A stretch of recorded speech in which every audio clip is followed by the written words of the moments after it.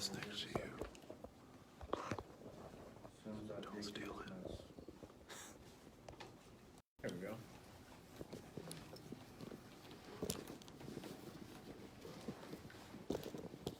Man, what a pain. Thoroughly prepared, guys. Okay, so this is what we use whenever we go through a house. You can get this off our website, use it for yourself. We tell clients, rehabsonly.com. I can make some copies too. Okay. You got a trash can somewhere? Because I feel like a high schooler talking with my mouth full of gum. I'll wash my hands. No, not doing it. We do somewhere, I don't know where. Rip up a piece of paper. Yeah, that's a good call. Let's do that. So yeah, rehab, we do a lot of rent ready and flip rehabs. And obviously they're very different. You want to, on both fronts, you want to spend money where it makes money and not where it doesn't, right? With the rentals, we try to spend money on things that either make you money or save you money in the long run. So like adding bedrooms and bathrooms, things like that, they may make you money in the long run, and if you can roll them into your loan, then it's worth it. If you have to go out of pocket, $10,000, $15,000 to do it, it takes a long time at $200 extra a month to make up for it. So you got to kind of weigh the pros and cons, and I'm looking forward to Jordan coming back because I bounce a lot of stuff off of him because of his experience in rentals and having the properties that he has and whatnot. So what we wanted to talk about and go over was one, how to get my freaking paper back out here again. You took your checklist. Yeah, I was going to talk about that.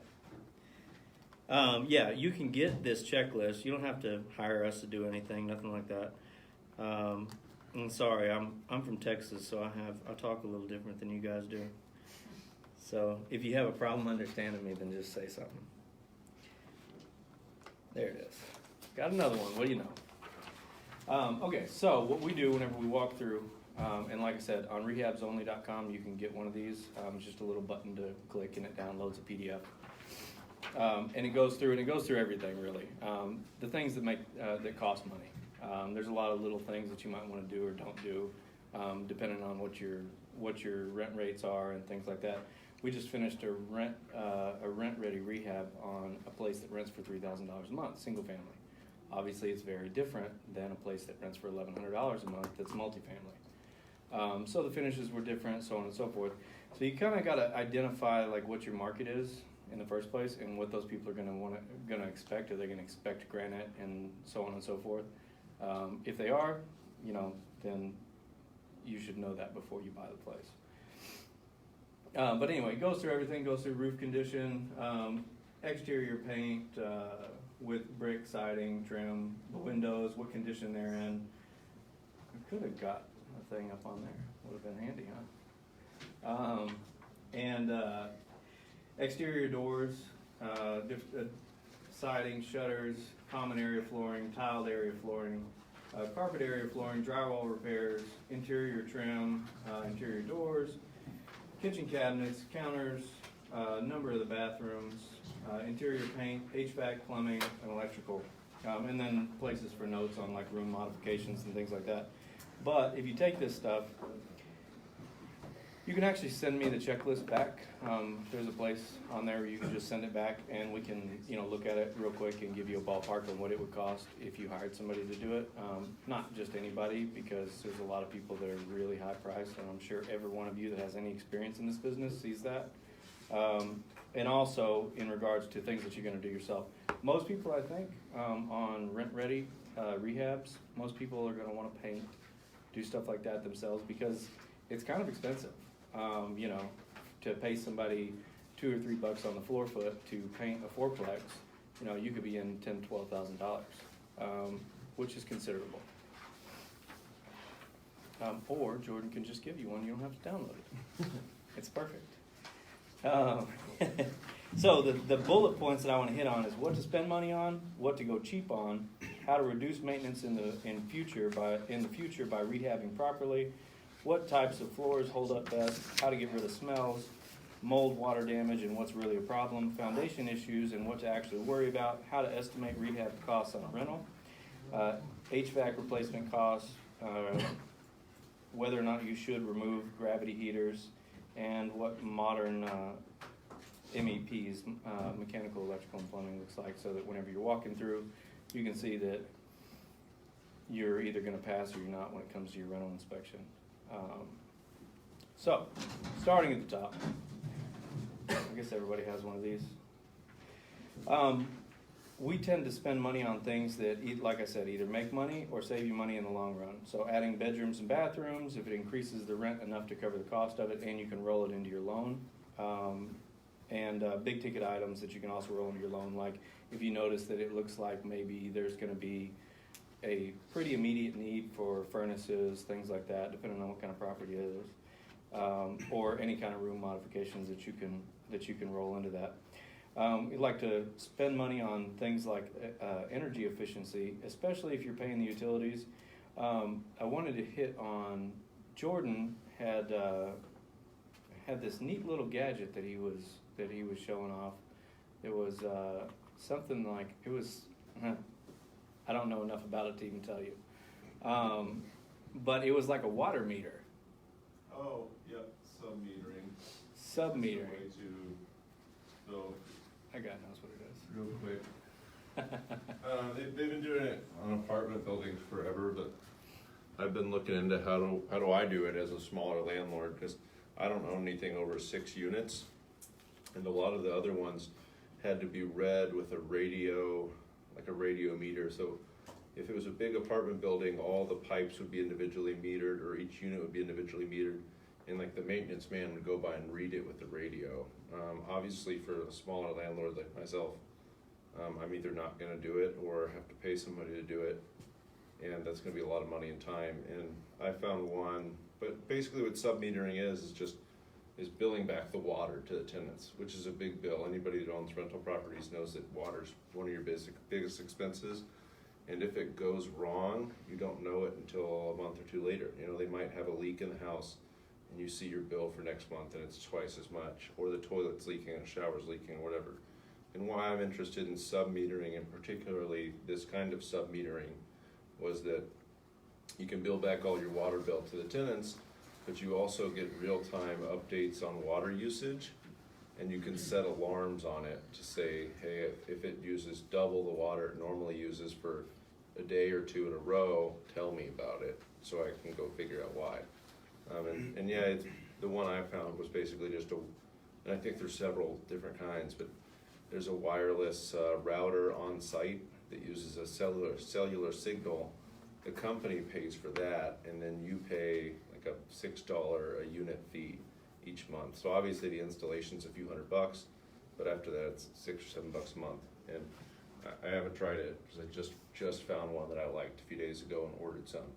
But come back in a month or two, or 3 months, I'll let you know. But I think, but Right yeah, on. big way to reduce expenses. So there's things like that. If your windows and insulation, if they're toast, and especially if everybody's kind of different. We see, especially whenever somebody contracts with us to do one, everybody's a little different in what they like and what they're willing to spend money on. I'm a little indignant about, like, I hate to use this, especially in a rental class, but like the whole slumlord thing. I really don't like it. As far as like leaving really crappy stuff that's just gonna fall apart, or that's gonna be a hazard for somebody. But it's not my business. But as far as that goes, windows, insulation, stuff like that, things that are gonna keep it down, especially up here.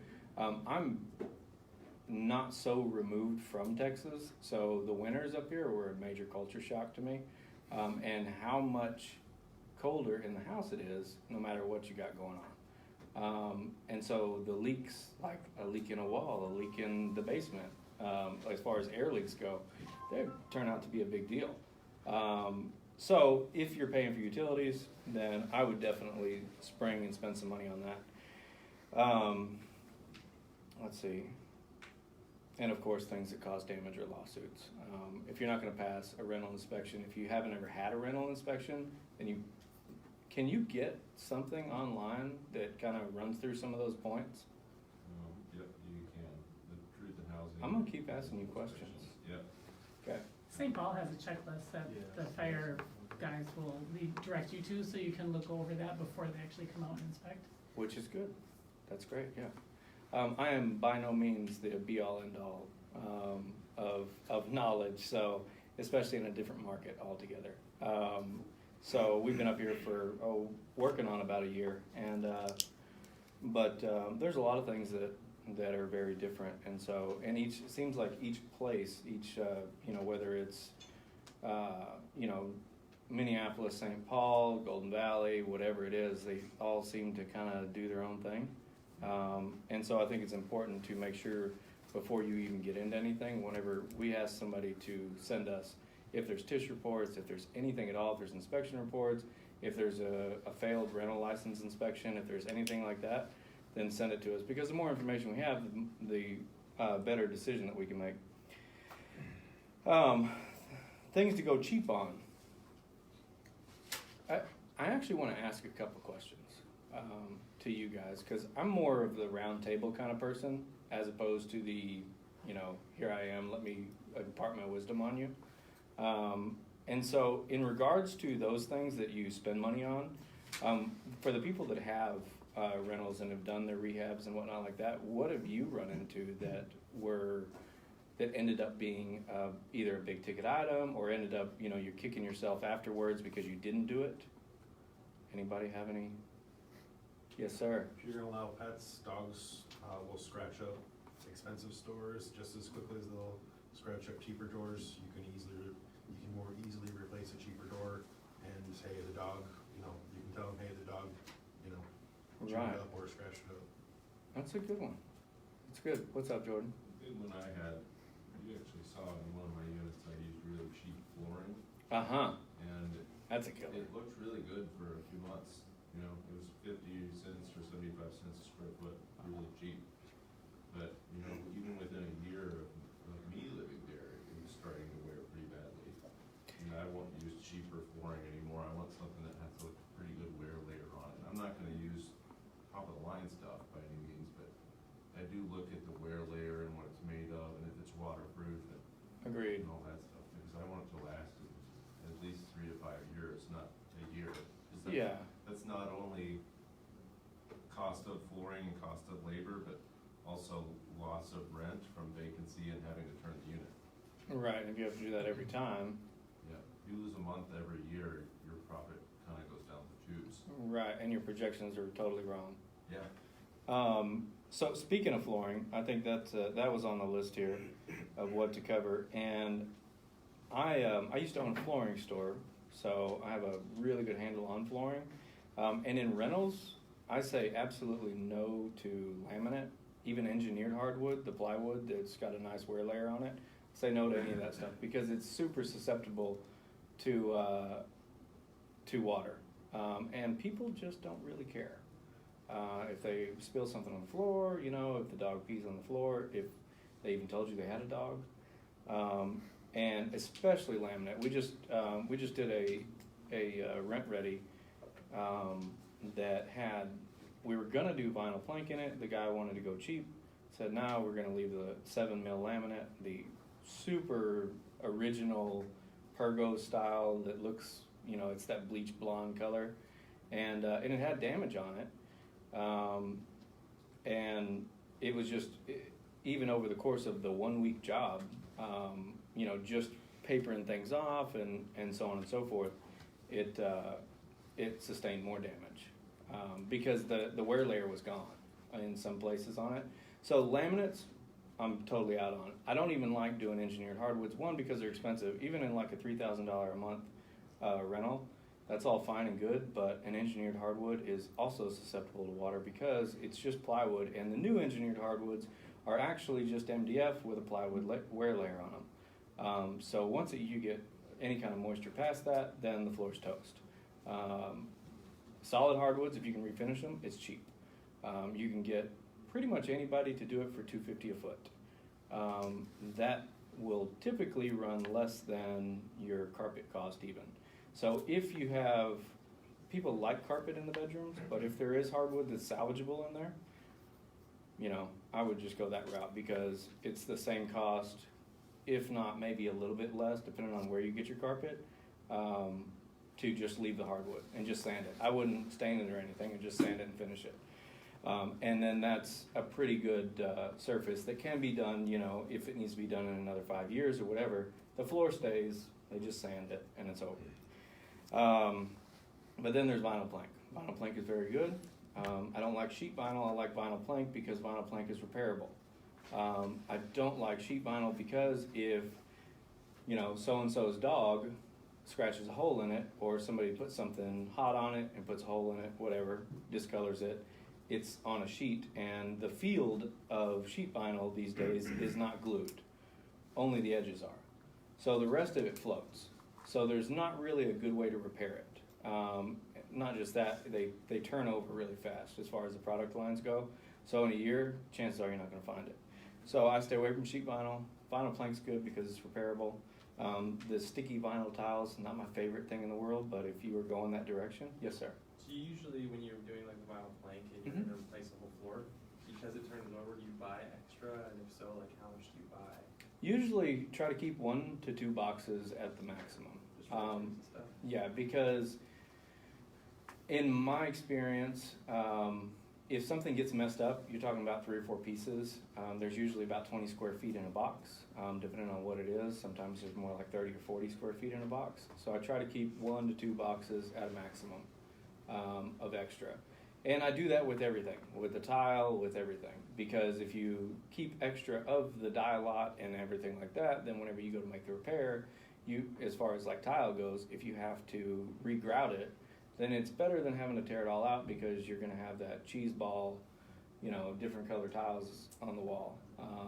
And to me, that's a good way to get people to not really value your rental whenever it looks like that. Alternatively, not on the list, but refinishing stuff, tile, stuff like that, especially those 4x4s, and you said maybe you pick up a place that's got 3 different colors of 4x4 tile on the wall, and it looks bad, or maybe for whatever reason it's sound but it looks terrible. Refinishing it with epoxy works like a charm. Do the tub, do the tile, do it all. Do the floors.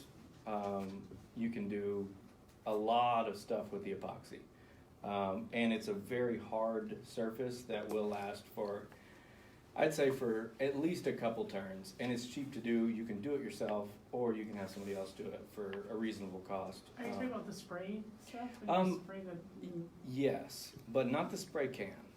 no, like when you hire someone or something and they put the whole new. Right. Okay. Yeah, and Paint on thing, isn't it? yes, it is. Yeah. Yes, it is. It's an epoxy paint, and so it's, whenever it dries, it's a hard shell. So it's not sticky, anything like that. There's some DIY brands out there. Homax has one called Toughest Tile, and it's a reasonable product. If you do it right, as with anything, if you follow the instructions, then chances are it'll at least turn out close to the way it's supposed to. If you don't, then it's a crapshoot. Let's see here. So yeah, on flooring, anything like, if you guys have any questions on like application or anything like that, like what to do to make something work, then just pipe up, because because I'm just hitting points, you know. Let's see, what to go cheap on. Do the guys that have rentals, do you always buy appliances whenever you pick up a rental? No, just clean them. Find used ones. Or find used ones. Yeah, I go to A1 Appliance in town. I just bought some there today. They're really good, you know, a lot And of times cheap. you get like, It's great. a guy and a housewife wanted all new appliances and just swapped them out. Yeah. And they're like 2 years old, you know, stainless steel, or you get this scratch and dent, there's like a huge dent on the back of it or the side of it, it doesn't really matter, so. I've Well, got tons of good appliances from A1, and they're all over town, there's quite a few stores. Are there? Yeah, I bought at the A1 in, I guess, Fridley. yeah. I bought today. I bought a full set of matching white ones that were in great shape. They have a little warranty and whatnot like that, for a rental for $600, and they were in great shape. What did that all include? Oh, I'm sorry. I'm not used to the whole washer dryer thing. But it did include the fridge, the hood, the stove, and the dishwasher. Wow. So it was all right. Did Black Friday at Home Depot, they really kill it with those sales. I've gotten a lot of stuff. Also A lot of true. extra, anything I think of I need on the Black Friday sales. Yeah, I'm a shopping machine. So I'll make a bunch of phone calls and I'll hit up Craigslist. I'll do whatever I need to do to get something to stay in budget without getting a piece of crap that's not going to work. Ideally, though, going to a place like A1, you get at least 30, 90-day warranty on like no questions asked warranty, so that works. As far as the stuff to go cheap on, in my opinion, I try not to replace cabinets if I don't have to on rentals. I typically just paint them, and that's kind of an art form, getting cabinet paint to work. Definitely add cabinet pools so that people aren't grubbing them up. Yes, ma'am. What type of paint do you use for cabinets? We use oil-based paint. I'm not a big fan of oil-based because it's hard to clean up and so on and so forth, and it dries a little slow. So you use oil-based or you don't? We do. Okay. Latex is too soft, and the cure time on it is actually really long. It's dry to touch shortly, but the cure time is really long. So especially if you spray the insides and outsides, those shelves and stuff, they're useless essentially for a couple weeks.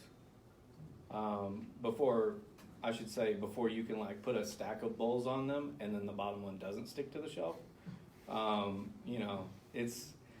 But with cabinet paint, you really it's all about the prep work. Maybe that's depending on what the problems are, maybe that's sanding and scraping, washing them down with thinner and whatnot. Liquid sander is a good product for that. Is that something that's so labor intensive it's worth hiring someone for? It depends. It is kind of expensive. Yeah. I did mine myself. Yeah. It took a long time though. Did it? So, yeah. It's not fun. It's not fun. It's not I fun. agree. It's not the funnest job. And patience. And it definitely takes patience. Yeah. And especially if you don't get it right the first time, then it's really frustrating. You can brush and roll out cabinets if you use oil-based because it is self-leveling. If you use latex or some other type of paint that's not self-leveling, then you got the brush strokes, roller marks, all that stuff. But what we typically do is we get them all sanded down or whatever, and then we either spray or brush and roll on, depending on the application, a product from Sherwin-Williams called Bushwhacker. And it's a primer that makes all the hairs stand up in the wood. And so you paint that on, it all stands up, and then you resand it, and then they're usually about as smooth as you could possibly hope for.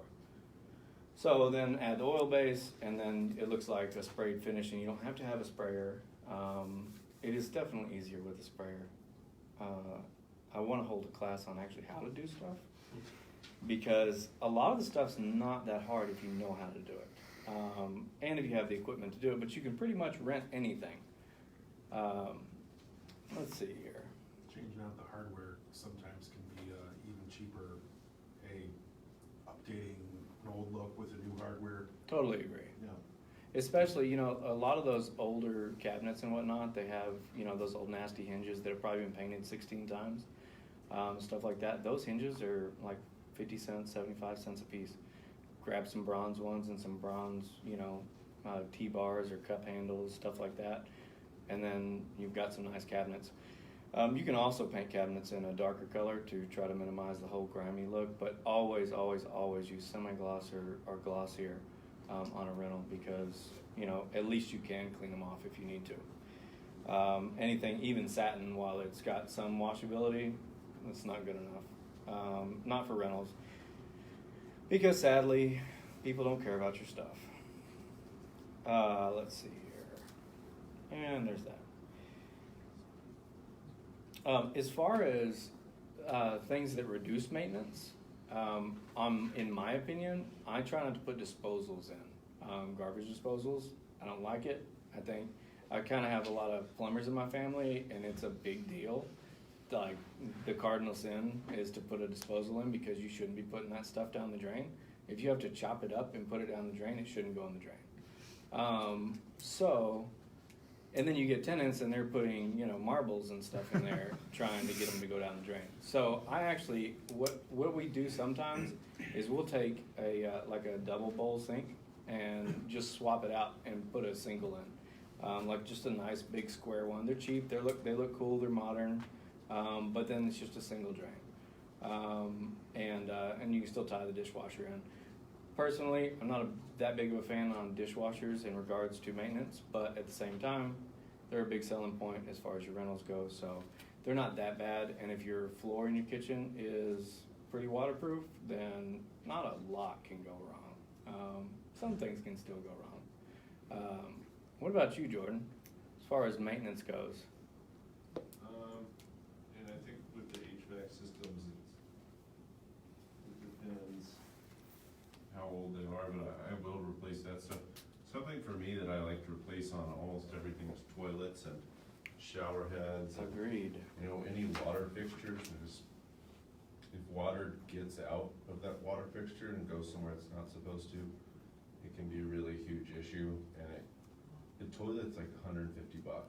Yeah, that's And those, again, coming from the perspective of wanting to reduce costs, all of the new fixtures for toilets and sinks and shower heads are all gonna be a lot more cost effective on your water bill than the old stuff. And if you're a landlord, you're most likely paying it, even if you do sub-meter it, it's still in your tenant's best interest. So I just bought 12 units and I ordered like 30 shower heads, shipped them right away to put in there. And the water bills already went down. It's amazing how much different like a 1970s shower head is from a 2018 shower head, or a toilet. You know, toilets don't break a lot, but they're a lot more water efficient, and if they do break, it can cost thousands of dollars of damage. Oh, absolutely. I can't tell you how many times we pull the toilet and the wax ring has been out for God knows how long. They've caulked the toilet down so that you don't even know that the water is going out, and it's just going into the subfloor, and you may as well, I mean, just, a week ago? No, not a week. 2-3 weeks ago at 2nd Street, we pulled the toilet, and all the plumbing was toast. The joists were rotted through. It was a wonder the lady wasn't in the basement, because it's one thing when the subfloor is rotted, it's like it makes it kind of jiggly and whatnot, but the joists were even rotted through, and it's because the previous landlord, before my client bought the property, he really slummed it up, and so whenever I guess they had a leak, he just caulked around it, and so that. The problem is that no matter how waterproof your flooring is, you have to stop the floor before the flange. You got to cut it in. So that floor is not under the toilet. And so anyway, definitely toilets. For what they cost, you know, you can usually get one, even with the right guy, installed material and labor for $150, because you can buy them at Home Depot for $89. And that's a good way to save money. If you have a lot of units, I can see where going with like really high efficiency would definitely make a difference, because some of them put down a lot of water. But that's a must also, like he said. For me, that's a must. Paint sheens are a must as far as like making them, you know, cleanable. I try to do faucets. They're so cheap, especially on Amazon. Do faucets on everything. The bathroom faucets, the shower valve. Well, you may not be able to get into it to do the shower valve if you're not going to do the surround, but the shower heads, the kitchen faucet, all that stuff like that, they're so cheap. You can get a full faucet kit for, you know, $250 on Amazon with a kitchen and a couple bathrooms. So that's what I try to do. Let's see here. These are all pretty menial things. On the floors, getting rid of smells. I'm sure everybody's walked into a pretty stanky unit. Let's see here. What we typically do is we do, for sure, new carpet and pad and tack strip, because if it stinks, chances are it's something in the way of bile or urine or something like that. Not bile, but poop. So if it's on the tack strips from pets and things like that, just taking the carpet and pad. It's in the wood, it's gonna smell, it's gonna keep smelling, so we take the tack strips too. You can do an oil-based kills on everything if you got a really nasty unit, and you see those whenever you walk through hoarder units and things like that. Do like an oil-based kills on everything. Sometimes you might have to put lime in some areas to try to kill something. But once that's all said and done, if it's not enough, they have scent additives for paint that last like supposedly 2 years. If it's bad enough, then that may be a route to take. Scent? I just heard of something called EI odor, and they come in and spray, and it's supposed to like just get rid of everything. Really? Yeah, actually, I just had a call into him today to come, and we heard about it from a realtor who had used them in a house that just was rank with dog smells and whatever, and she said they came in and treated once, and Really? it was gone. What'd they do? I don't know, they say it's non-toxic and safe to people, and so I asked them what it was, and they won't really tell me. But they say it's safe and non-toxic and all this great stuff. But they won't tell you what it is? Well, I think they probably, if it's, maybe it's lime or, whatever, they don't want you to do it yourself, is True, my guess. true. Yeah. But anyway, It's probably all this of it. one I person mean, said it was yeah. amazing, so I'm gonna try it. I have cat smells. Did they spray it on the walls and the? No, I don't know. I'm gonna try it, they just Were they there said. for a few hours? Yeah, and they charge 20 cents a foot, depending on whatever, and they go around and they just do everything, I guess. Well, I wrote it down because that's interesting. Yeah, EI odors. There's stuff you could spray, and if you've already done I just sold a condo that had a really bad smoke smell in it, and they'd done the carpet and paint, and you could still just smell the smoke like somebody had been in there smoking a cigarette 20 minutes ago. But those ionizers or ozone generators, if you leave them on a couple times, and they're like $150 to $300 for the little box, but if you leave that on for a few days, it'll suck out all the smell, and it leaves kind of like just smells like a fresh scent. It's not an odor at all, but after a few days of living in it, that's gone too. So But you don't have to leave it there. you leave it there a few times. But it's a you don't little have box. to forever.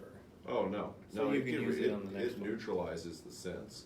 Oh, so if you have a few units, it would be Yeah. beneficial to just have one and be able to Agreed. use it in between and stuff. Yeah, and we just got them off Amazon. They were like $140 a box, and they have a 3-hour timer on it, so it won't run continuously. But an ionizer is what we got, and it'll neutralize the odor in there. Now, I learned about it from a buddy whose brother did he owned a car dealership or something, and they'd throw them in the cars that smelled like cigarettes. Oh, that's Get rid of smart. it. Yeah, so they just leave it in there overnight or whatever, and usually by the morning it wouldn't smell anymore. But it smells are great for you as a landlord, because when you're buying the place, it's gonna turn off most buyers. But as a landlord, you know that your carpet, paint, that kind of stuff, and some sort of air freshener will get rid of the smell. So I don't know, when I'm looking for other people or when I'm looking for myself, any kind of smell I'm not really worried about. There's certain cockroach smells where the cost is gonna be a lot more. Cockroaches smell? Oh yeah, Really? yeah, there's a roach smell, pet urine smell, it kinda smells like mold or pet urine, but it's a distinct smell, and you can get treated. We don't have a lot of roaches up here, thankfully, we don't have a lot of bugs up here compared to in Texas, Oh, you Lord. find roach Yeah. infestation, We got bugs. snakes and all kinds of stuff, but Oh yeah, and we have fleas.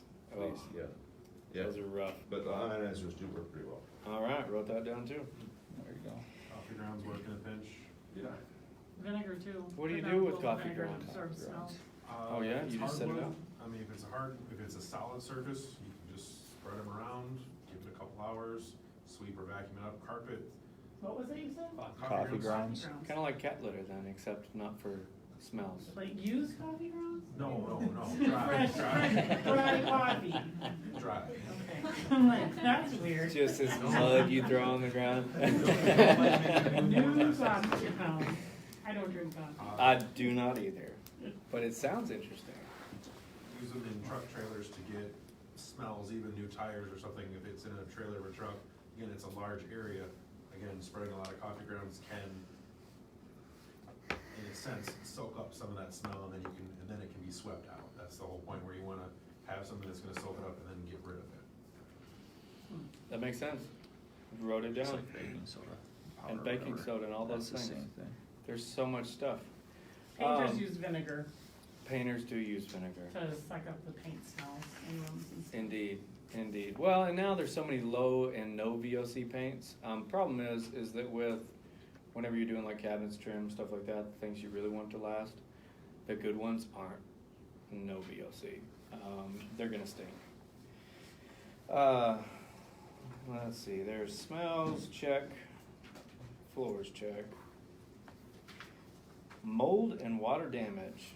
And what is really a problem? To me, mold and water damage is an easy fix. If it's really bad, then you gotta cut a little bit of sheetrock out, so on and so forth. If it's not really bad and it's just surface mold, depending on who you are and, you know, how EPA minded you are, I guess. But, I mean, one thing, bleach doesn't work. It just doesn't. I think that's, some science has proven that, like, I don't know, like a decade ago. It just doesn't work. But there's a product at Home Depot called Mold Control. And it does work. We use it all the time. It's a good product. And you just spray it on. Sometimes you have to do it a couple times, but it does the job. We probably need an ionizer after that. You probably do.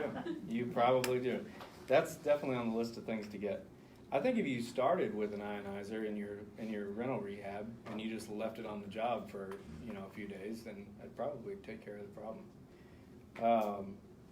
So in my experience, mold and water damage and mildew and stuff like that is pretty easy to fix. Mildew definitely does smell, so kind of goes into the smell thing. Does anybody have any experience that something wasn't easy to take care of? You got a lot of experiences. I did my first reno and it Uh-huh. was done poorly, so it's, the contractor didn't finish the outside wall, just put the vinyl siding on over the hole. Oh, no. Yes, yes, and so then I finished the breezeway, noticed mold coming, opened up the interior wall, and it was mold, basically filled the cavity there.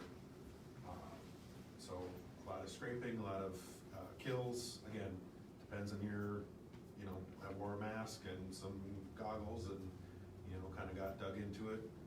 I used bleach, which was probably done right away, but again, I just didn't want it hurting me.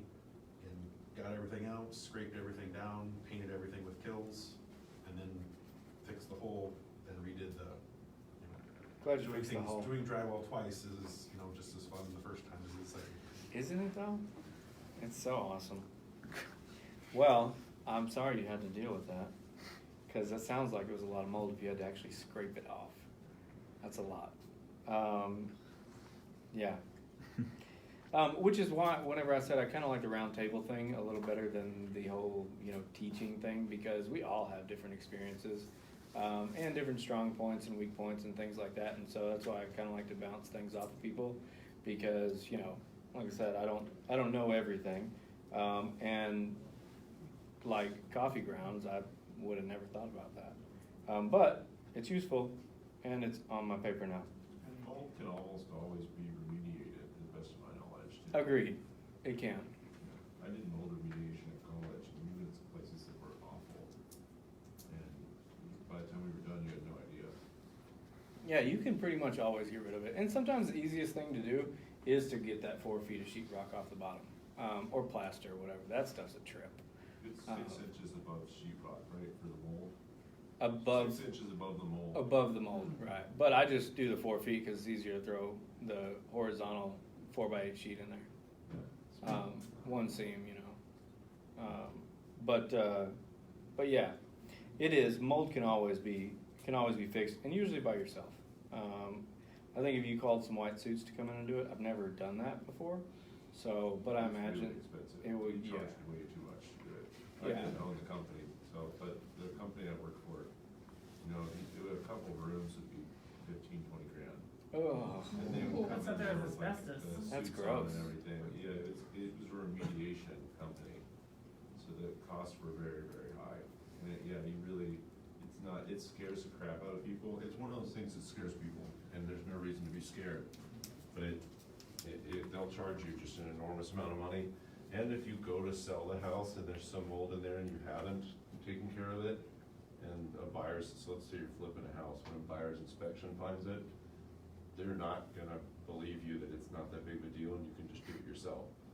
So just make sure you don't have water intrusion or anything, because if somebody finds mold, they're gonna insist, and I'm just saying this from being a realtor for a long time, but they're gonna insist that a licensed remediation professional take care of it, because most realtors don't know anything about houses either. So they're gonna insist that you call somebody like out of the yellow pages, whatever, and it's just gonna ruin you. So there's stuff like that, you know, it's not a big deal, but when you start dealing with end home buyers, it's gonna be a huge deal, and it can really ruin projects you have. Right, and eventually, for most people, you're gonna wanna liquidate your asset anyway. I would say that, unless that's not in your plan. But I would say that most people's rental properties are gonna end up with an end buyer at some point. And even if they don't want you to do that, you know, they're gonna go for a mean reduction on the price. Saying that they're gonna have to do that, but they're not. They're gonna go in there with some stuff and they're gonna spray it down, and then they got you to take 20 grand off the price. Yeah, and we were all, and they would charge that much, but we were all unexperienced, like college-age kids, or, you know, just regular laborers. We don't always work. We didn't have construction or special experience, but we'd show up in like a biohazard type suit and take care of all the issues. But yeah, there wasn't anything, they didn't teach us anything, so you clean the wall, then you paint the wall, and then we put the wall down. We didn't know anything, and that's how much, even if you're buying, holding, and you're doing this for rental purposes, I think it's smart to always have everything buttoned up and ready to sell, because you never know when you're gonna wanna sell a rental property to buy two. Maybe you find a great deal on something twice the size of what you have, and you wanna sell yours and get into it. If you have a month and a half of rehab to do, because you went cheap the first time and didn't do it right, you're not in a good position. You know, if it's just, you know, turn the listing on and sell it, you're in a lot better spot. So even if your plan's not to hold long-term, you still need to sort of kind of be ready to sell at any time. And I ran into that issue with the place that I had to sell right away. I had to call Right. Pat and tell him, hey, you can come over this weekend and fix this bathroom type of thing, because I needed to sell it in a month and a half to meet a 10/31 deadline. So it's always good to be ready. Agreed. Well, not just that, but tenants. Yeah, they'll make your life a living hell. Yeah. Yeah. Oh, I found mold. Like, what are you gonna do about this? I need like 18 months free rent.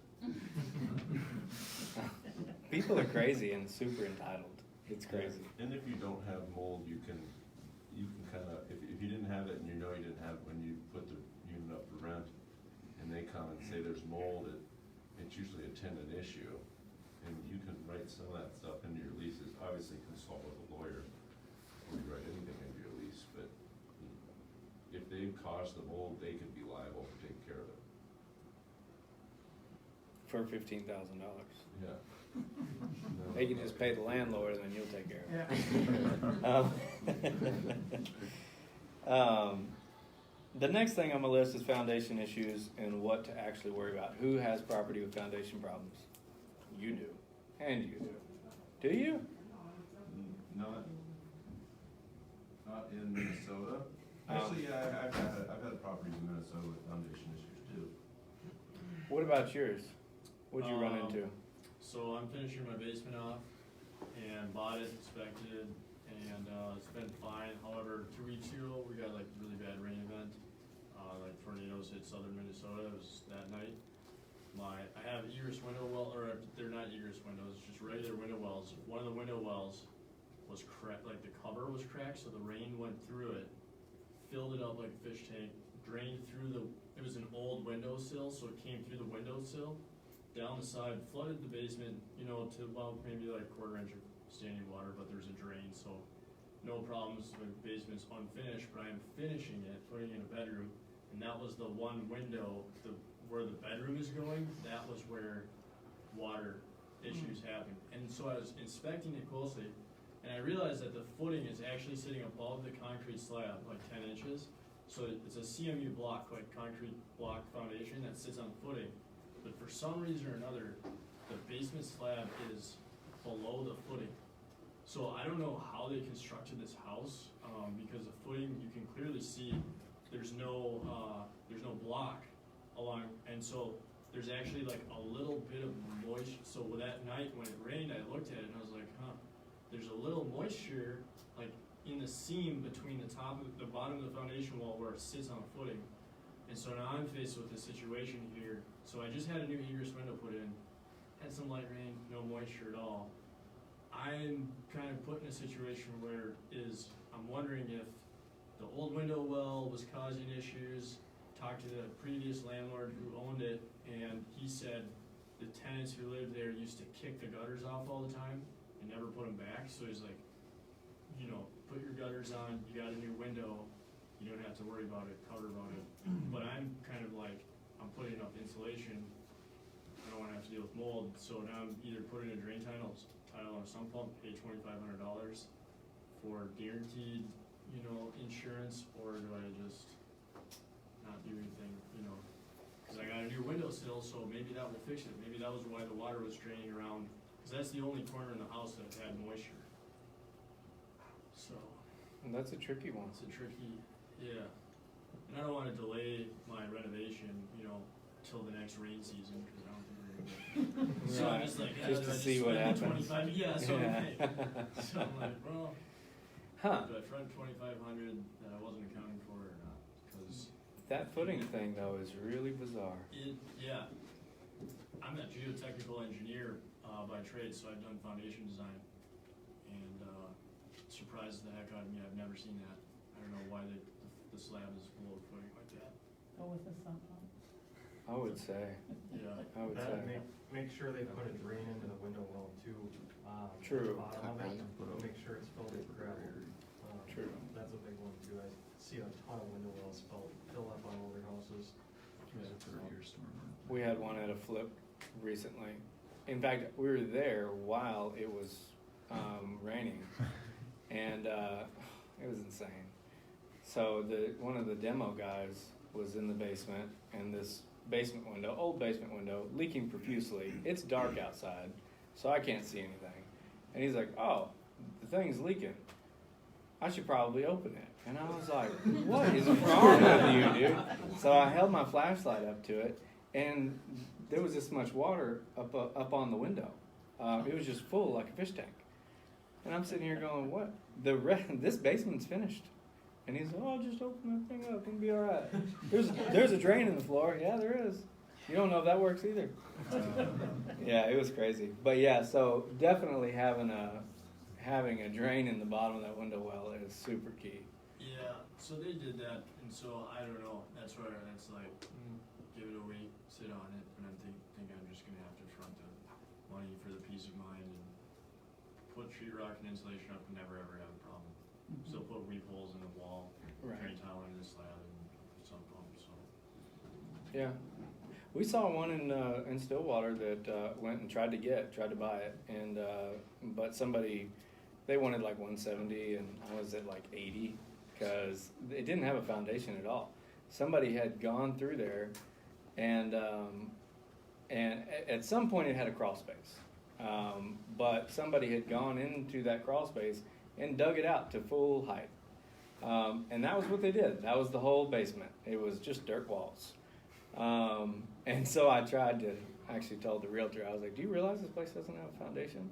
She was like, "Oh no, we got a full price offer." And I was like, "Okay," because I'm at like half price. But yeah, that's why whenever you said that, I'm thinking, were they trying to get a little bit more ceiling height by digging it down? That's what, I don't know, I mean, the house is from 1952. I mean, the rest of the walls, they're all look good, I mean, I don't know. I'm always surprised So, up here, I guess, every week. Does it feel like it's slanted over there, like that floor, that slab at all? no, the slab is fine, there's no cracks in the concrete slab anywhere. There's a drain, so it's actually sloped towards the drain, so when the water came through the window, all the water went right towards the drain. There's actually 3 That's drains in nice. the base, in the duplex, one in the back on each unit, and then one in the other unit, but of course not in the area that I was gonna finish off, so. Good luck. I mean, obviously, you know what the fix is, and being the trade that you're in, you've got a pretty good handle on things. But you hate to spend money that you didn't expect to spend, because it changes your whole dynamic. You know, whenever you go into it and you think that, well, it'll rent for this much, mortgage is this much, so on and so forth, and then I can put, 20 in it or whatever, and then as that number starts going up, then the deal starts looking like crap, but you've already bought it, so it's too late. Do you have anything to add on to that foundation thing? What I was gonna talk about is, Do the drain, if any, 50s is kind of the cutoff, but anything before that, I almost tell people, don't finish it unless you're planning on doing drain tile. But even in 50s houses, I've seen a lot of them where they just need drain tile, so Yeah, it might be worth it in the long run, because it's essentially an insurance, that's how I look at it. well, because think about what's it gonna cost you to pull the sheetrock off and redo it, and Yeah. what kind of lost rent you're gonna have, because you're gonna have to give them some sort of concession if that happens while they live there. Right. Yeah, I don't wanna be faced with that. It's probably worth doing. I have a buddy that just bought one similar year. Basement's finished, and when they did the inspection, initially all the furniture was up against the walls, so they couldn't see anything. When they pulled the furniture away from the walls, there's like a foot of mold. oh, Mold nice. everywhere, so they pulled, and it wasn't very noticeable, but when they started looking closer, they could tell, and the walls were soft. And it's not leaking a lot, it's enough to, it doesn't take a lot, it's enough to do it, and he had to pull all the sheetrock off and put drain tile in. It's about the same cost, obviously stuff's cheaper than Cato than it is in Minneapolis, but, it's probably worth it. Yeah. Agreed. For me, as far as foundation issues, like what to worry about and what not to worry about, I don't really worry about cracks and things like that unless the wall's leaning, something to that effect. To me, part of foundation is not just the block wall that goes around it, but as far as, your floor joists for your main level and so on and so forth and how those are supported. Obviously, if you've got any cracked joists, things like that could turn into a major problem, we would definitely take care of those. Even those, the basement floors and like garage are just no different than garage floors. They're pretty much just for looks. So they don't really have any structural value. Like in Texas, that's where everything is. It's in the foundation. That is the foundation. So there's, beams and everything like that in the concrete. With the 3-4 inch slabs that are in the basements, if they're heaved or whatever and you're not gonna finish it, then I just kind of overlook that.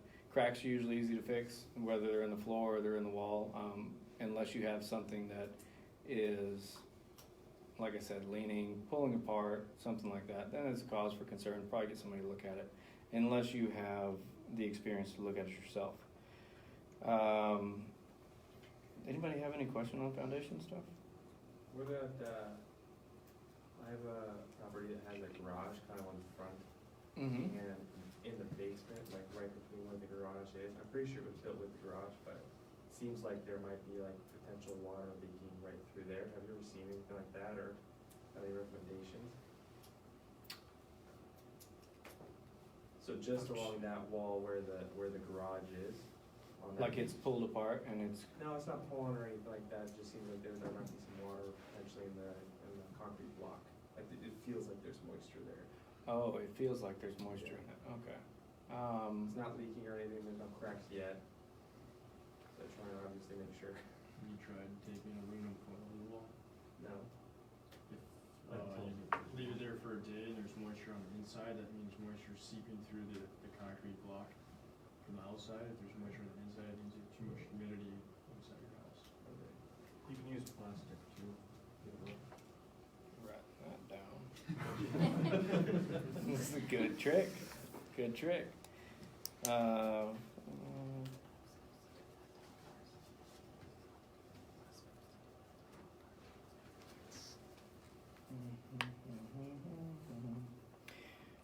Okay, Anybody else?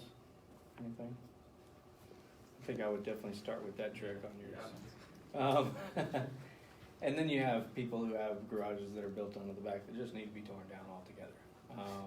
You know, that's kind of I see that a lot more and more. And like I said, I'm still, you know, getting a feel for a lot of the construction practices and whatnot like that. You know, of course I have the book, but practical application in regards to, you know, some of the things like basements and things like that, you know, a lot of that stuff you just learn as you go, like that. And you see a lot of new stuff, like with your footing being above the slab. Yeah, that is really peculiar. I can't say I'm surprised. I see a lot of weird stuff here, but it's definitely one to remember.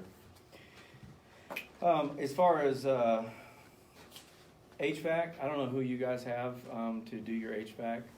We typically run into anywhere from, depending on what needs to be done, if it's like some old time machine in there, that we just started one that has this box it feels like it's as big as this room. Gravity furnace? No, it's not a gravity furnace. It's a big, crazy furnace with like a coal chute on the side and like all these, and it's immaculate. So you almost want to, like, if you could put it Museum somewhere, piece. yeah. But it's got to go. But definitely has to go.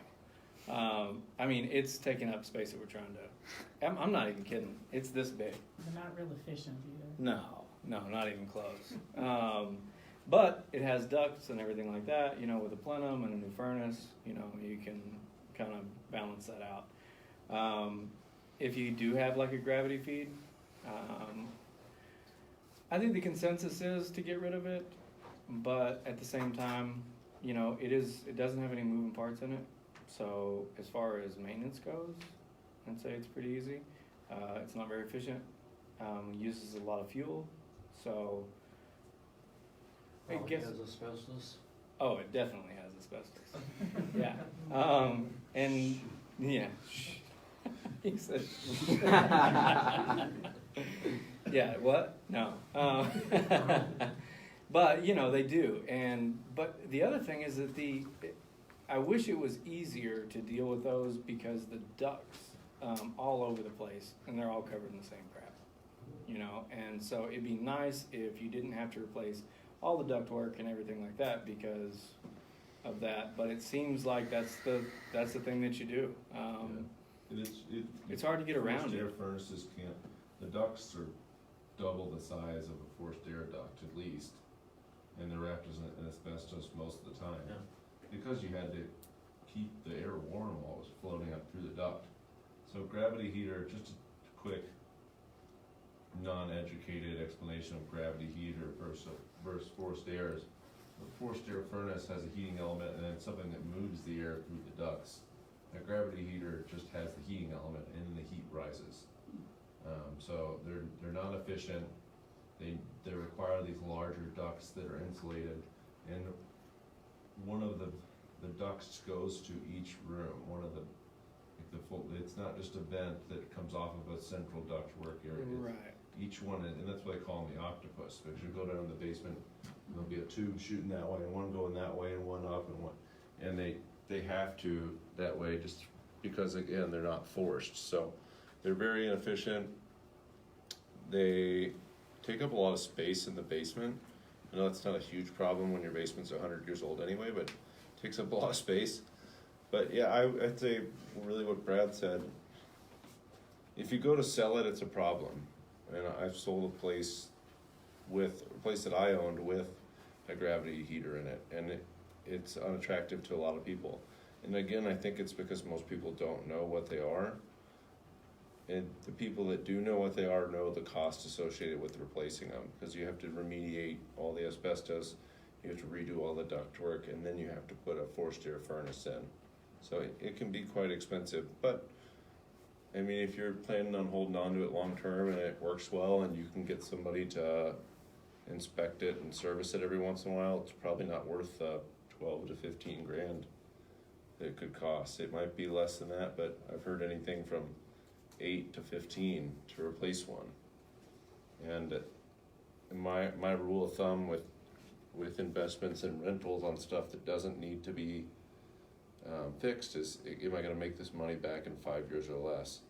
And I don't think I'm gonna make the 15 grand back in 5 years or less, cause I can't raise the rent.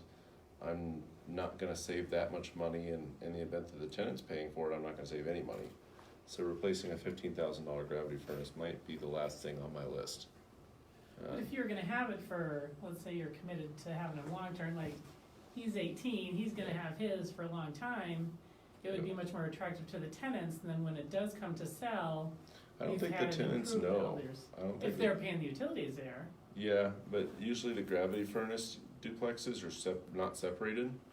That's the other thing you have to worry about so if you buy a duplex in Minneapolis that has a gravity furnace in, almost every time I've seen them, I have seen dual gravity furnaces, but almost every other time I've seen them, they're one gravity furnace for both units. And in that case, not only do you have to buy one new furnace, you need to buy two, because Minneapolis, you can't mix air. So you can't buy one furnace and pipe it back to both units. You need to buy a furnace for the first unit and a furnace for the second unit.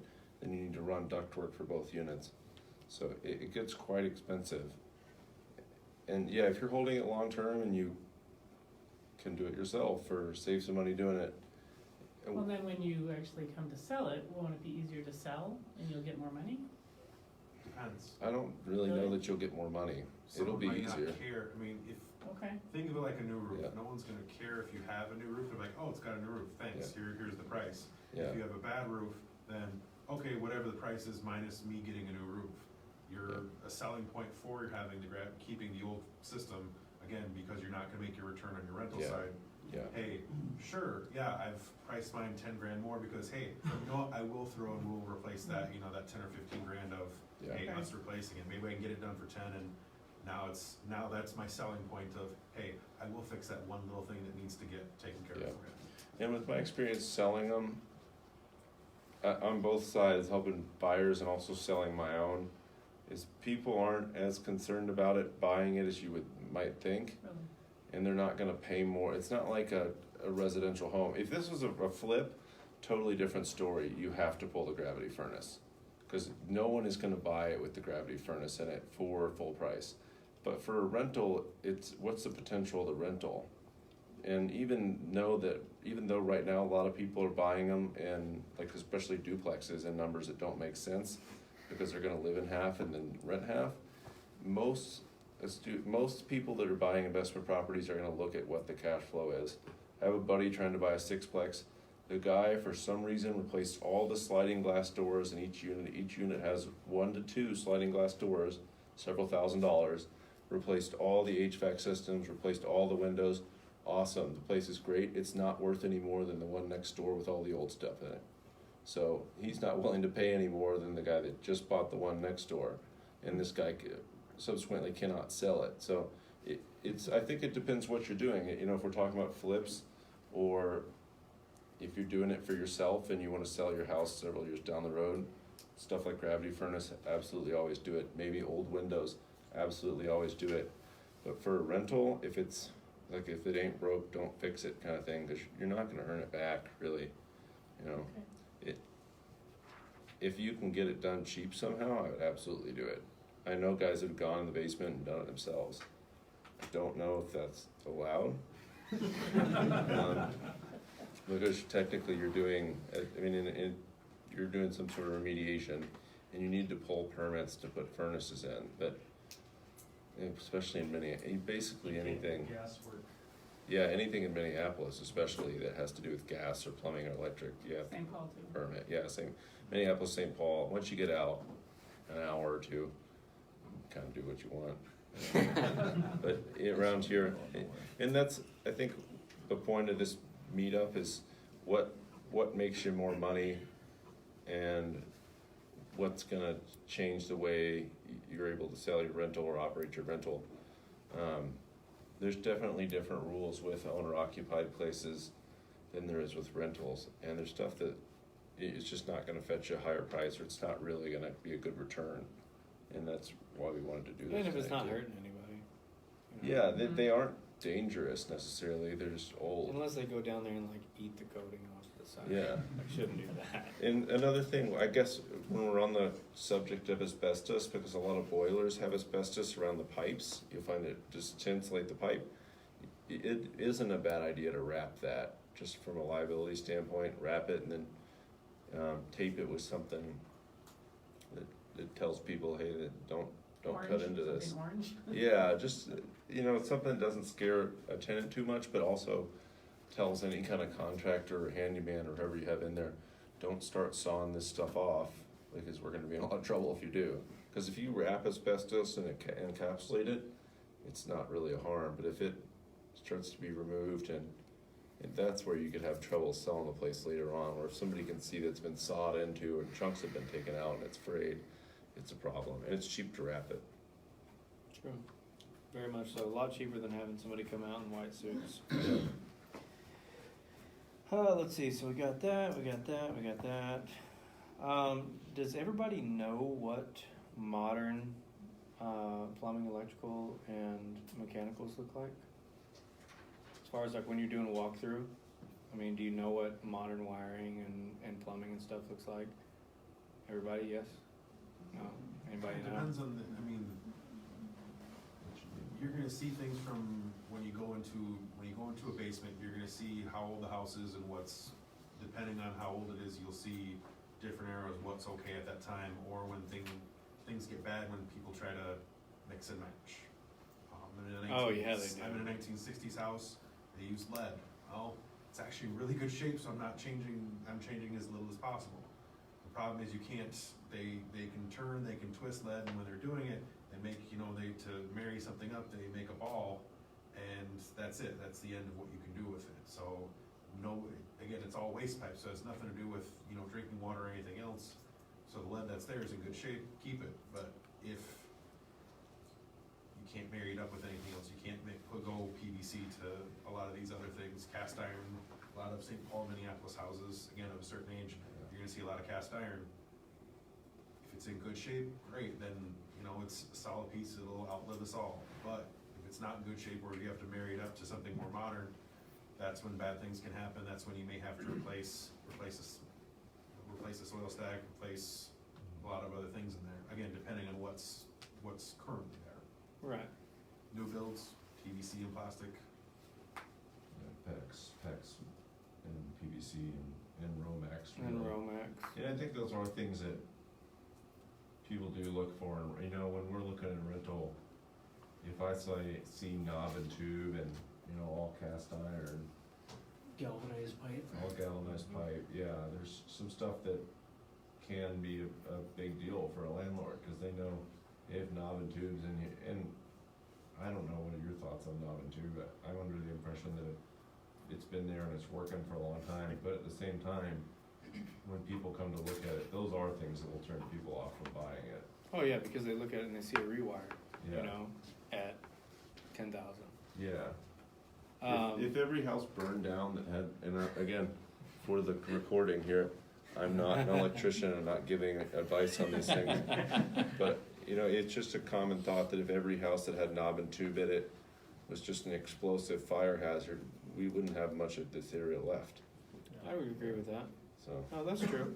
I think the issue comes whenever you try to, like you said, marry up with something else. You see in a lot of these places where they'll tie on to knob and tube with Romax or with aluminum wire or whatever they can pull out of their bucket. And that becomes an issue because the loads are different. Also not an electrician.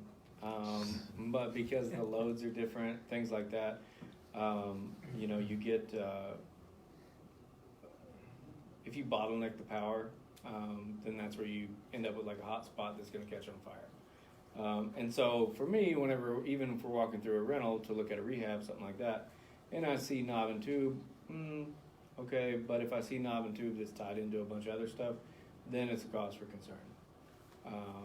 Because the knob and tube stuff works. It's pretty nerve-wracking, to be around it. Because half the time the insulation's gone, and the wire's brittle. But yeah, I would say that if it all looks good and intact, and it doesn't look like there's been a lot of modifications to the place, it'll probably ride. What are your thoughts about aluminum wiring? Not a big fan, but it's kind of the same concept and maybe even a little bit better. There's a lot of houses with aluminum wiring. There are some wire nuts that you can use to go from aluminum to copper. They have a goop in them. What's that? It's they're purple wire nuts that you buy, and they're caps full of like it's something for the oxidization so that they don't oxidize. But yeah, I'm sure that's what that is. Like I said, don't know everything. Used them, freaked me out one time because I guess that something was getting hot, and the stuff started leaking out of it, and it came out of the faceplate, and I'm going, oh no, this is bad. Because to me, I'm thinking, oh my God, the wires are the electrician had done it, and I didn't realize that he had done anything with it. And so whenever I look at the GFI in the bathroom and there's goop leaking out of the box, I was like, well, this is it. This thing's burning down. You know, it's already liquid. So. And how do you, I guess, Uh-huh. for everybody, how do you tell if something is aluminum wiring or copper? You know, because I see. You can see it. Pull the plug. Yeah. On the plug-in, it would just be a different color, correct? Uh-huh. Yeah. Yeah. And then on the box too, a lot of times they'll have like an AL on the breaker, I think. I'm not familiar with the breaker side of the aluminum, like identifying it, aside from taking the panel front off and looking at the wire. Yeah. That's kind of my go-to, is to take the front of the panel off and just see what's going on. Half the time I see like knob and tube and aluminum and stuff like that. I pull the cover off the panel, and there's Romex in everything. And so, you know, maybe it's up through conduit, I didn't know it, and everything's abandoned, but it's still there because somebody didn't want to take it out. So one of the go-tos for me in a walkthrough is definitely getting into the panel. It's a few screws, probably make you a little nervous if you're not like comfortable with electricity, because once you take that off, like all the action is right there, and so you can't really touch anything, please, because it'll light you up. But that's where I like to look in there, because then you can see, you know what you're working with. Also, if it has a fuse panel with the little screw-in light bulb sockets, then you know that it's junk anyway. So you don't have to guess. A lot of times though, those are abandoned, and we see a lot of them actually that are abandoned and just left there or turned into a junction box. A lot of junction boxes in the houses around here, or old panels, sub panels, things like that are turned into junction boxes. Kind of make you nervous whenever you see them. If you can't find the panel and that's all you see is these big junction boxes full of wires and wire nuts and tape, makes you a little nervous. But in regards to electrical, that's definitely one of the things that I look at. I like to see Romex, of course, but you know, you can get over the hurdles with some of the other stuff. One thing I would say, in my experience, if you buy a house with fuses, you're gonna have a harder time getting insurance. Agreed. So, But the electrical grid is, yeah, safety It's is fused. fine, it's just that They the use insurance it. companies don't like it, so you're gonna have a much harder time or pay more. Excel Right. Energy uses fuses to, safeguard the neighborhood. That is true. But you can't do it on your Oh, house. That's another story, but anyhow, we're talking money. Not bureaucracy. Yeah, I think the Federal Pacific boxes, sometimes they won't insure. Those are super illegal. Yeah. If it says What's Federal that? Pacific on it, it is illegal. You cannot have it. Is that the breaker box, or what's Yeah. the, If you open the door on it and it says Federal Pacific, and that's the brand of it, you can't have it. That's what Sherry told us. Yeah, there's That's what she looks for. certain models they had were a lot more hazardous than others, from what I understand. Agreed, but I think that any rental inspector, any home inspector, anybody like that that's gonna look at it, regardless of what your exit strategy is, or if you're gonna be holding stuff for a long time, they'll probably tell you that it's just gotta go, because they don't know what model was what. And so, yeah, Federal Pacific, that was a good point. Yeah, so budget to replace that if you see it, if you open the box, with Federal Pacific, there was a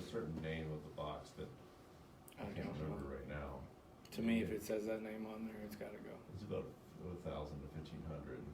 Yeah, that's a fair number, you know.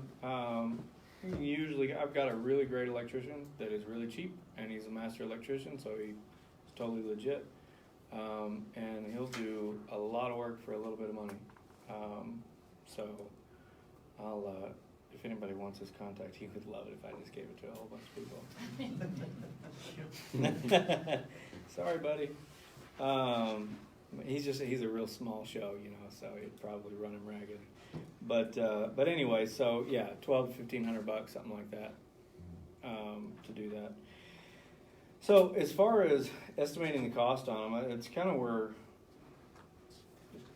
of where we start and kind of where we end, because that's really the big deal. I mean, as far as techniques and stuff like that, if anybody has any questions in regards to application, I can definitely answer that.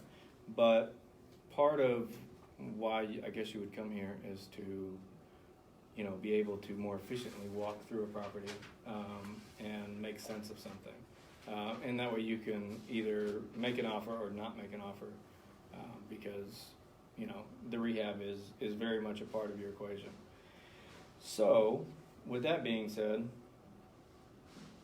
I wish, because obviously I'm not in any need for work, I would just pretty much almost give out a bunch of prices on this stuff. As far as estimating costs, are there any things that you guys have an issue getting a cost on, or being able to ballpark in your walkthrough? Adding new rooms up here, I'm used to more rural pricing, Mm-hmm. so things double, things get, Oh, go. Lord. Yeah, it's It's the wild. same materials, It is the same amount of manpower. Yeah, it is. But, you know, it's a different greed level. That's what it is. There's the difference. Sorry, I'm night and day from the norm. So I have our pricing and stuff is totally different and things like that, because I just can't see the value in the work when somebody comes up and says, you know, you need $25,000 to replace your roof. No, definitely not. And I see that a lot. You know, somebody, you know, quoting $12, $15 a foot for labor on tile. Absolutely not. You know, just ridiculous. So I see where you're going with that. And in fact, I actually know a lot of people that won't work in Minneapolis because of the city. Now, and if they do, then they're going to charge you double or triple. Your furnace won't be $4,000; it'll be 8 or 10 or 12. Because I haven't had any issues with the city of St. Paul or Minneapolis, or most of them really. But it seems to be kind of the going mindset that you know, you're going to get charged more to be in these areas. But unfortunately, most of the stuff that's coming up, as far as listings and wholesale deals and things like that, are in, you know, north and northeast and stuff like that. So, and maybe even East St. Paul. And depending on what kind of rentals that you're into, you can get into some nicer areas too. So, to answer your question, as far as doing that goes, it really boils down to where you're going to put it. You know, are you trying to convert an attic space? Are you going to have to add a dormer? Can you get away with not adding a dormer and doing a different way to do egress and get some headspace in there? Because, you know, of course they're going to hit you on headroom in those areas. And in the basement, of course, you got egress to deal with. But I think the going rate for egress is like $1,500, you know, just to call Joe Schmo to do it. I'm not sure what you paid. $2,000. $2,000. I got 5 quotes or 4 quotes, range from, well, I paid $1,900, but between they're $1,900 all the way up to $5,000 for the same work. Yeah. So make sure you solicit multiple bids. Agreed. Absolutely. Yeah. No, I couldn't agree with you more, because that's our last few that we subbed out were in that, you know, $1,500-$1,600 range, but at the same time, it was a different kind of person. It wasn't a you know, big company, anything like that. So depending on who you get to do that, obviously that's going to be a factor. The dormer idea is almost never a play on a rental, in my opinion. You know, you're going to get quotes to add a bedroom and an attic. You know, whenever you got to do dormers and everything like that, depending on what kind of dormer. If you tilt the whole side of the roof, you know, it could be $60,000-$75,000 or more, probably more, especially based on random quotes. You and I are doing basements, so we're on the. Yeah. Okay, basements are better because those are. I don't even know how you get your money back out of a $80,000 room ad. That doesn't even make sense to me at all. Forced appreciation. He's going to sell my house. If my house is a 4-bedroom, 2-bath, I finish out my basement. Now I have a 5-bedroom, 3-bath. Again, goes to a single family market. Again, however you're looking at this neighborhood, all right, this many bedrooms, this many bathrooms, this many square feet. That can force appreciation, hopefully to make some of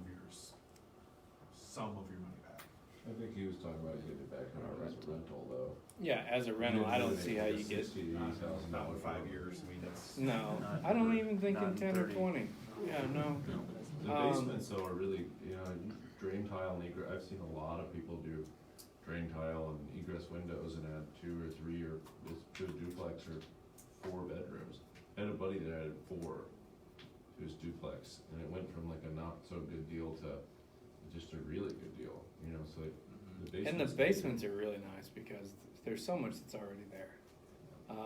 That makes things nice. And all of your MEPs and stuff are usually down there, so it's easy to grab onto things and so on and so forth.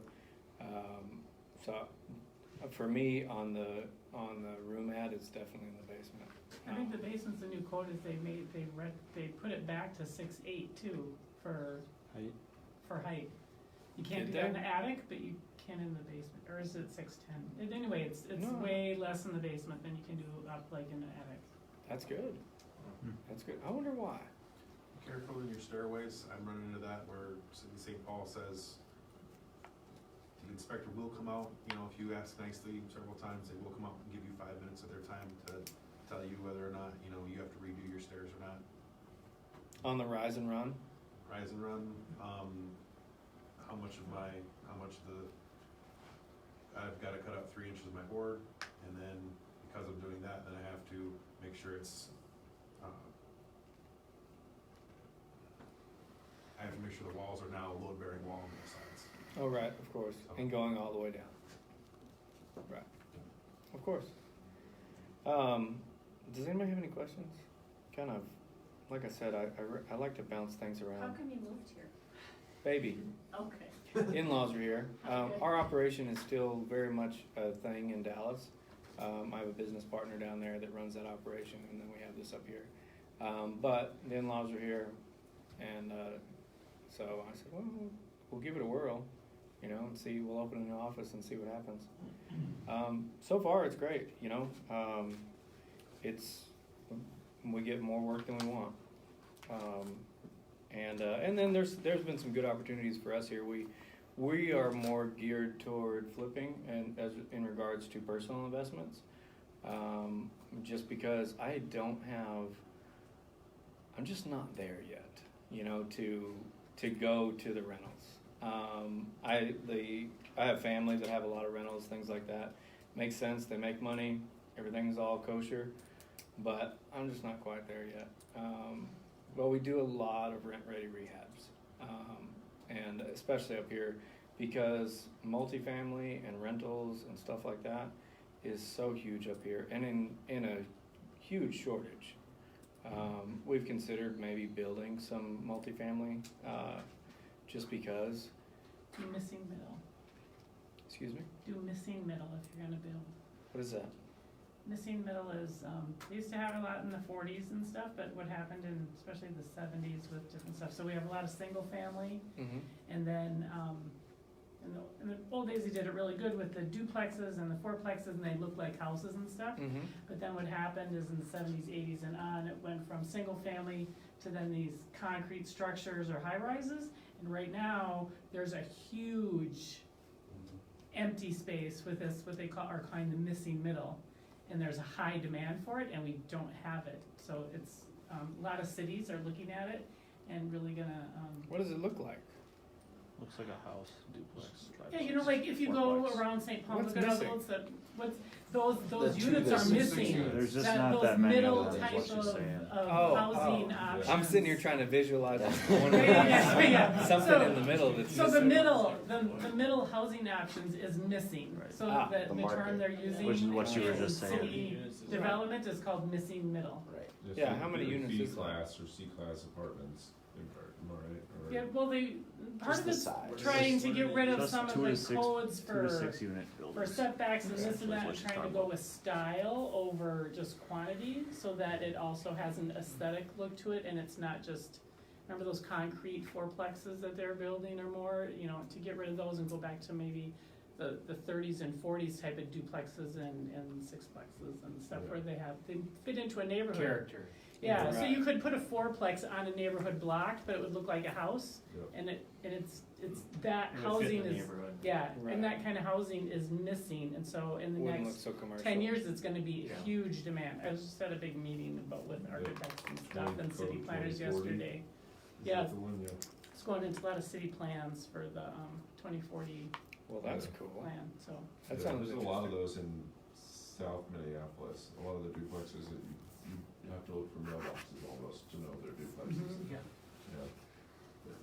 No, I was talking to, we were trying to buy a commercial building for our client, and we went and put an offer on it, she said, hey, you know, the city actually pulled the zoning on this, so it can't be a retail building anymore, they wanted, you know, medium density multifamily, not large apartment complexes, but, you know, like a couple fourplexes or something like that. That was a weird one. Yeah, actually, this is another one. Is that not the one that was the restaurant store, general store one? No, this is another one. Oh. So the other, That other one was bizarre. and there's something like if it hits a year of being unoccupied, they can rezone it. So this place has been repossessed by the US Marshal Service. You have to do something bad to get your place repossessed by the US Marshal. I'd say. But, I would say. yeah, I think you'll see more and more, and right now, it's really hard to convert single family to multifamily, and that's a question I get all the time is, or I'm sure you've probably gotten too, is how do I make my single family a duplex, and You can, if the zoning is, even if the zoning is correct, you still have to meet all the lot requirements and setbacks, and it's really hard to do.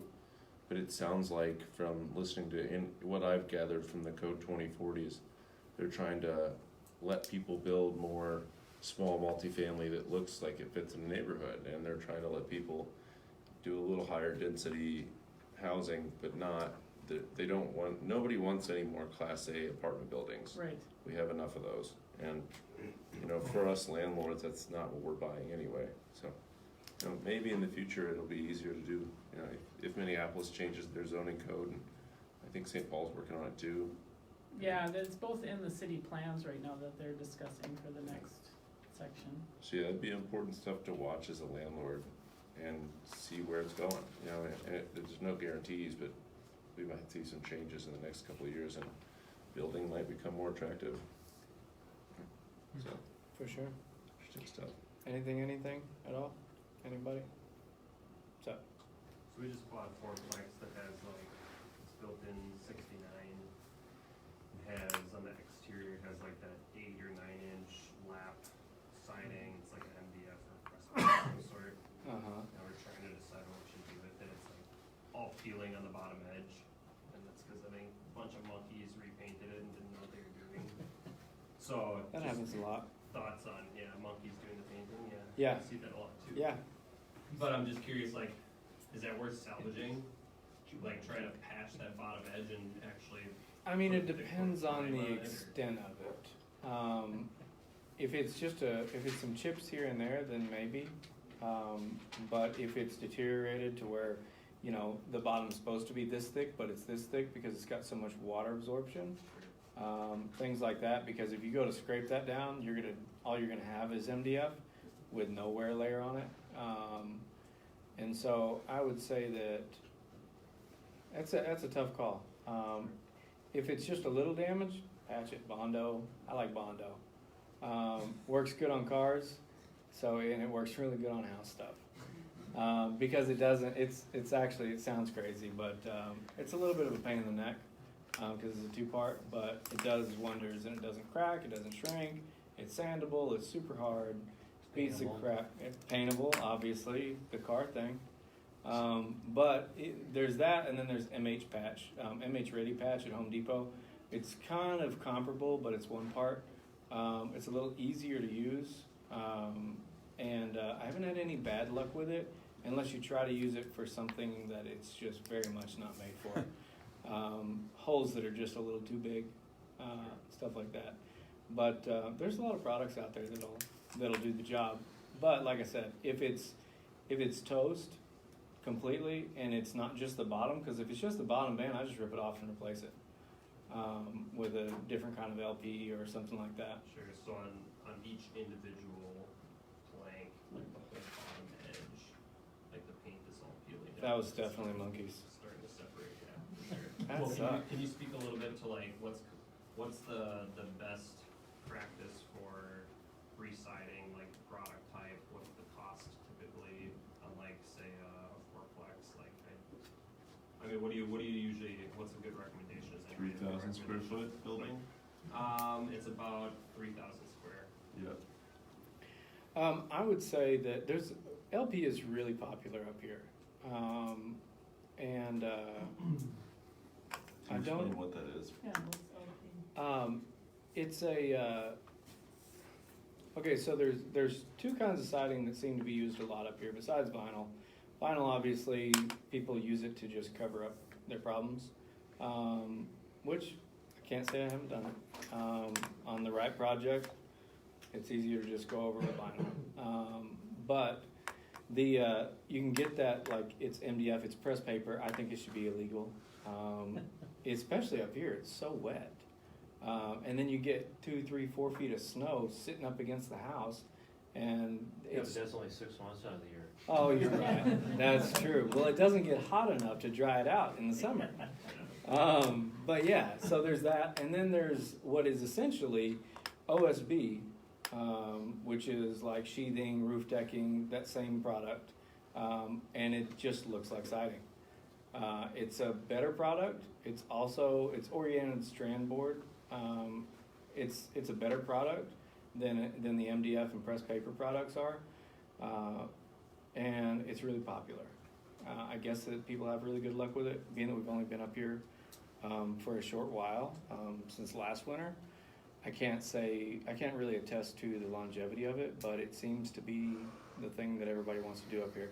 Down there we use hardy, but up here I guess it's a little too brittle in the winter. I guess that's why people don't use it. Yeah, I called it Home Depot up here and asked about hardy board, they didn't know what it was. Oh yeah, okay. But that's why it just gets too cold and brittle. It just doesn't last. Yeah, it's not good. I've been painting for 10 years and painted hardy board, hundreds of hardy board houses. It's not good. You don't like it, huh? No. What makes you not like it as far as painting goes? Like, I don't mind painting it, but it doesn't last. You It do must all be the weather. Yeah, do all the prep work right, and it's not gonna. It doesn't matter. That sucks. Down there, of course, not that it matters up here. We don't have any issues with that stuff at all.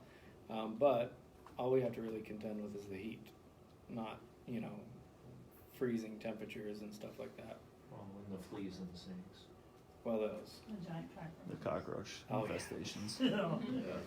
Beast mode. I'll take Yeah, they're out there. I'll take a little frost. Yeah. It's I like it up here though. I like the weather. The construction world is a totally different world. And I'm constantly fighting the whole union thing.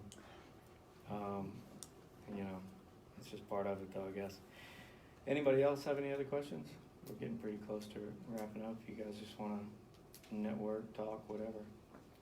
Yeah, and I guess, for you guys that haven't been to one of our meetups before, we haven't done any in the summer, cause we figured everybody had better stuff to do. But, Like renovate their rental. yeah, or, people wanna be outside and we'll start having one monthly, and our goal with these is to not be like a high pitch environment and not be, some sort of club that only certain people are allowed to come to. We want it to be an environment where people can come and learn and ask questions, and somebody that knows what they're doing can come present. At least somewhat. Every so often, we like to go in houses too. Mm-hmm. So we'll have some of those coming up, but if you have a flip or a rehab project that you're doing and you're gracious enough to let us come check it out, by all means, let me know, and, we'll set something up. And Heath did one, Heath's back there, Heath did one like a month ago? Yeah, last month. Yeah, and I think we had 10 or 15 people come just check out his duplex that he recently bought and remodeled. That's stuff we like to do because we can learn a ton in the classroom, but it's fun to go in houses too sometimes and see what the real stuff looks like. So, that's our goal with this meetup, is just to go do different stuff and see different strategies and hear about different strategies. But yeah, any meetups you have, any ideas you have or things you'd like to learn about, I probably know somebody that knows something about it, or know somebody that knows somebody. One we're going to try to do this winter is a Section 8 meetup. I know that's something that's really misunderstood and not widely used, but I know Minneapolis has tried to mandate that you accept Section 8 in certain cases. And to the best of my knowledge, that didn't stick around. But, there's going to be, we're going to have one here in a month about condo investing from a guy that's done a bunch of condos, and that's all he does. And we're going to have one here soon talking about how to use like traditional bank financing to grow your rental portfolios. So just stuff that can help investors and stuff that investors are interested in learning about. And not the pitches. No pitches, yeah. Yeah, I ain't trying to go to some place for somebody to end their conversation with, and if you buy it today, Yeah. it's only $7.99. Yeah, there's a lot to learn, from just people around here. So if you guys have any ideas, I threw my contact information on that back table along with more copies of his sheet here.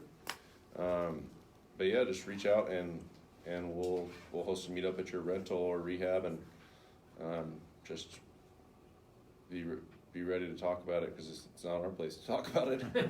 But yeah, if you guys want to, let me know and we'll do it at your place, and I'll let you know how other people have done it and just put a sheet together about what you're doing. And everybody wants to learn that stuff. So keep on the lookout. Our page is on Meetup. I think it's called Twin Cities Real Estate Investing right now. Mm-hmm. It's also on Bigger Pockets. If you haven't been on Bigger Pockets, it's a great website for real estate investors, and we post on there too. And then I throw stuff on Facebook. My name's Jordan Moorhead. I'll post all our stuff on Facebook if you guys want to find me on there. But just keep in touch and keep coming around and stay around afterwards and meet people and ask questions. And in my experience, the biggest thing that's helped me in real estate investing is meeting more and more people, and that's how I found deals, and that's how I found contractors, and that's how I found everything.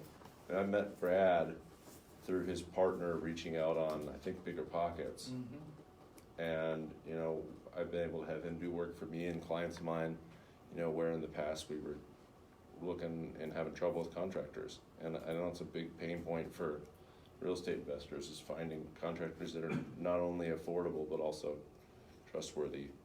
And as an agent, like, it's good to have people to refer people to. So I'm always looking for handyman and electricians and whatever. So am I. There's so many. Yeah, exactly. Brad is too. So if you know any handyman or Any electricians painters? or plumbers or painters or any tradesmen whatsoever, definitely let us know, and we'll, if they're good, we'll help them get some work. But yeah, thanks for coming. Just stick around. Let anybody know if you have any questions. Yeah. Thanks. Thanks.